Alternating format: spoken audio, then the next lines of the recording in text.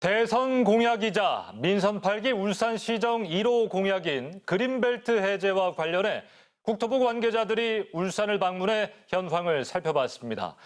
앞서 원희룡 국토부 장관도 비수도권에 대한 그린벨트 해제 가능성을 시사해 이에 대한 논의가 속도를 내고 있습니다. 이영남 기자가 집중 취재했습니다. 1973년 개발제한구역으로 지정된 울주군 청량읍 유련지구. 울산시는 그린벨트 68만 제곱미터를 풀어 농수산물 시장과 공공주택단지를 건립할 계획입니다. 하지만 30만 제곱미터 이상은 시도지사가 해제 권한이 없어 울산시는 국토부에 신청할 계획인데 허가권자들이 현장을 방문했습니다. 또 다른 개발 제한 구역인 북구 창평지구. 넓은 평야 303만 제곱미터가 도심 가운데 그린벨트로 묶이면서 지난 49년 동안 개발되지 못했습니다. 북울산역에 인접한 역세권이지만 울산의료원 부지만 그린벨트 해제 검토가 논의될 뿐 나머지는 재산권 행사도 제약받고 있습니다. 민선 8기 울산시의 1호 공약인 개발제한구역 해제의 당위성 목소리에 국토부 담당 실장이 현장을 방문했습니다. 울산시의 개발제한구역 관련해서 현안이 있어서 현장을 보기 위해서 온 거고요. 시장님 말씀 잘 들었고 가서 잘 검토해 보도록 하겠습니다. 울산의 개발제한구역은 268제곱킬로미터로 전체 면적의 4분의 1. 특히 대부분 폭이 5km 이상으로 도시 가운데 위치해 도시 발전에 장애가 되고 있습니다.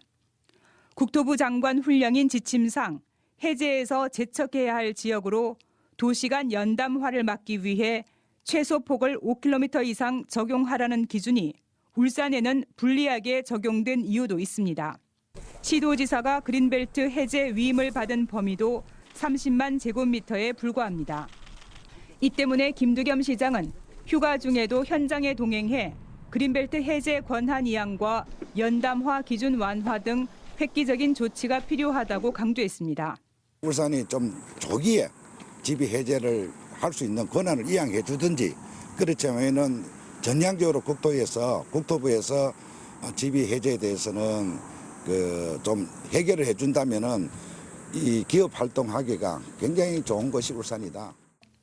울산발 이딴 호소에 원희룡 국토부 장관도 비수도권은 국토균형 발전을 위해 개발 부지가 필요하며 그린벨트를 포함한 산업입지 지원에 적극 임하자는 공감대가 형성돼 있다고 말했습니다. 하지만 김 시장은 이 문제를 전국적으로 푼다면 속도를 내지 못할 것이라고 강조하고 있습니다. 2000년대 초 중소도시들의 그린벨트가 전면 해제될 때 울산은 특광역시 규정에 묶여 적용되지 못한 특수성이 있다며 울산이 우선적으로 해결되어야 한다는 겁니다.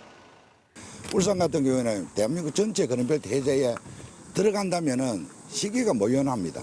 그래서 울산은 울산만의 특징이 있고 울산이 잘할 수 있는 것은 3대 주력이다. 3대 주력 산업 중심으로 해서 그린벨트가 대선 공약과 울산시장 공약에 이어서 국토부 담당 실장까지 울산 지역 현황 정치에 나서서 개발 제한구역 해제 논의가 이전보다 속도를 내고 있습니다. UBC 뉴스 이영남입니다.